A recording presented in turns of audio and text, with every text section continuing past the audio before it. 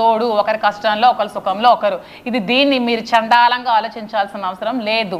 ఎవరు అంటే ఇది మీరు చెప్పిన ఫార్వర్డెడ్ కంట్రీలో కాదు మేడం, మీరున్న అమెరికాలోనో జాబ్ చేసిన చోట దీన్ని ఎవ్వరు కాదండి. లివింగ్ రిలేషన్ యాక్సెప్ట్ చేస్తారు. మగ ఆడ మధ్య కేవలం సెక్సువల్ రిలేషన్ అంటే అది వేరు. కానీ భారతదేశంలో ఇప్పుడు బయటకు వచ్చి నా పిల్లలతో నేను ఇప్పుడు బయటకు వచ్చి నా పిల్లలతో నేను హైదరాబాద్లో ఎక్కడ ఉంటాను, నన్ను చూసిన ఎవరైనా దువ్వాడ శ్రీనికి ఉందని కామెంట్ చేయడం ఆపేస్తారా? ఇప్పుడు పెట్టిన వీడియోస్ అన్ని తీసేస్తారా? ఇంకేం అనరా? ఎవ్వరు నాకే కామెంట్ చేయరా? మీరు అష్యూరెన్స్ ఇస్తారా? మీకు ఎవ్వరు కామెంట్ చేయరండి మేడం. మీకు ఈ రోజుతో మీరు ఆపేసి మీ లైఫ్ మీరు బతుక్కోండి. మీకు ఒక్కరు కామెంట్ చేస్తే నాకు అడగండి అని చెప్పండి. నేను ఆ మాట అంటే అతనితో మాట్లాడితే మీరు ఆ క్షణం నుంచి నేను మాట్లాడను. అష్యూరెన్స్ మీరు నాకు ఇస్తారా? మీరు శ్రీని గారితో మాట్లాడడం మానేయండి. మీరు మీ పిల్లలతో మీరు సపరేట్గా లైఫ్ లీడ్ చేసుకొని మీరు ఇండిపెండెంట్ బతకండి. మిమ్మల్ని ఎవరైనా కామెంట్ చేస్తే నన్ను అడగండి అని అష్యూరెన్స్ మీరు ఇస్తారా? నాకు ఇస్తారా? కాదండి, అష్యూరెన్స్ అంటే లోకం యాక్సెప్ట్ చేసేది అంటున్నారు నేను అనేది. లోకం మిమ్మల్ని యాక్సెప్ట్ చేసి ఉండేది. దువ్వాడ సీనుకు నాకు ఏ సంబంధం లేదు, ఆ కుటుంబంతో నాకు ఎలాంటి గోళ వద్దు, అదే అడుగుతున్నాను. నేను ఆ మాటని బ్యాక్ తీసుకుంటున్నాను. I am taking my words back. నేను సపరేట్ గా బతికితే నన్ను చూసి ఎవరైనా కామెంట్ చేయకుండా ఉంటారని అష్యూరెన్స్ మీరు ఇస్తారా? ఫ్యూచర్ లో ఎప్పుడైనా సరే, ఏ సందర్భంలోనైనా సరే, అది పార్టీ పరంగా, అది సొసైటీ పరంగా ఎవరైనా సరే నన్ను కామెంట్ చేయరు అనే అష్యూరెన్స్ మీరు ఇవ్వగలరా? అంటే అష్యూరెన్స్ నేను ఇవ్వగలనా లేదా అన్నది కాదండి, మీకే తెలుస్తుంది. లోకం రిసీవింగ్ చేసుకునే తీరు. మీరు ఆ మాట అనుంటే మీ మీద సింపతి క్రియేట్ అయ్యేదండి. పాపం అనవసరంగా ఆ అమ్మాయి మీద అనవసరమైన నిందలేసేమే అన్నది ఇవాళ మీరు సోషల్ మీడియాలో ఎవరో పోస్టులు పెడతారు అంటున్నారు. ఒక పని పాట లేని వెకిలి వేదవులు పెట్టే పోస్టులు అందరికీ తెలిసిందే. మీ గురించి కాదు, భారతదేశంలో ఉన్న అందరు మహిళల గురించి వచ్చినట్టుకు వస్తారు.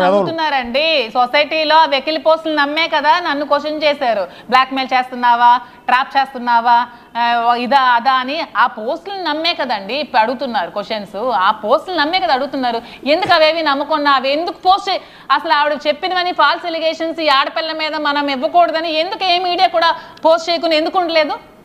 అంటే అందరికీ కావాలి. ఒక ఆడపిల్ల కోసం ఏదైనా వస్తే అది ఒక హాట్ టాపిక్. 3 days నుంచి సొసైటీలో ఏ టాపిక్స్ లేనట్టు, ఇంకా ఏవే లేనట్టు ఈ టాపిక్కే.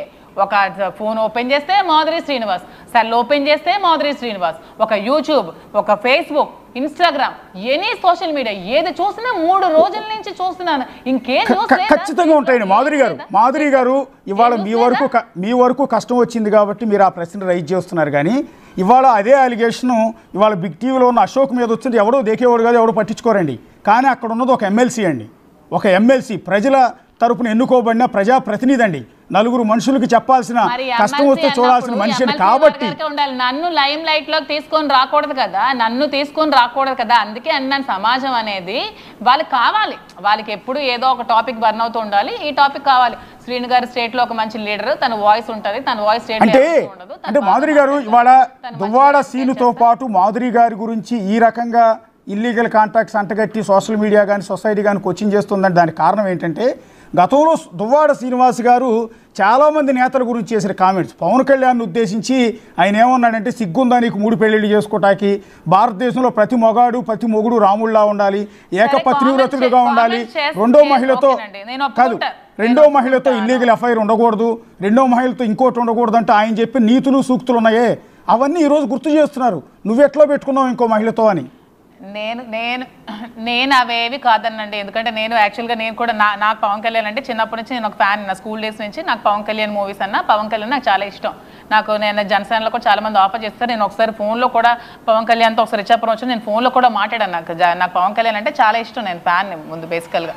ఈ టీడీపీ అవన్నీ నాకు కాదు, కానీ పవన్ కళ్యాణ్ అంటే నాకు ఇష్టం. పవన్ కళ్యాణ్ నేను ఒక మంచి అభిమాని. నేను అలాంటి కామెంట్స్ నేను ఎప్పుడు చేయలేదు, నేను ఎప్పుడు ఇచ్చేయలేదు. కానీ ఇవన్నీ కాకుండా ఈ లైమ్ లైట్లకు నా పేరు తీసుకొచ్చింది వాణియే కదా, దువ్వాడ వాణియే తెచ్చింది నా పేరు తేకుండా నువ్వు ఫైట్ చేసుకోవచ్చు కదా హస్బెండ్తో. నిన్న నువ్వు డోర్ లాక్ చేసుకొని తల పెరగొట్టుకొని వచ్చిన మనిషివి. మొన్న వరకు ఏమన్నావు, ఆవిడ లోపల ఉండి లాక్ చేసింది, మాకు రానివ్వలేదు, తలుపేసింది అన్నావు. మరి నిన్న మరి అలా లాక్ చేసినప్పుడు మరి నిన్న ఎవరున్నారు లోపల? అవునండి మాధురి గారు ఇవాళ మీరు ఈ విధంగా బయటకు వచ్చి సమాధానం చెప్పుకోవాల్సిన పరిస్థితి ఎందుకు వచ్చిందంటే దానికి ఒక మూల సూత్రం మీరు చెప్పిన మాటలను బట్టి చెప్తాను.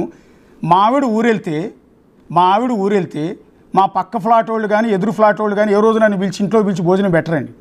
మళ్ళీ మాకు వాళ్ళకి చాలా ఫ్యామిలీ రిలేషన్ ఉంటుందండి. మా ఆవిడ ఉన్నప్పుడు మాత్రమే.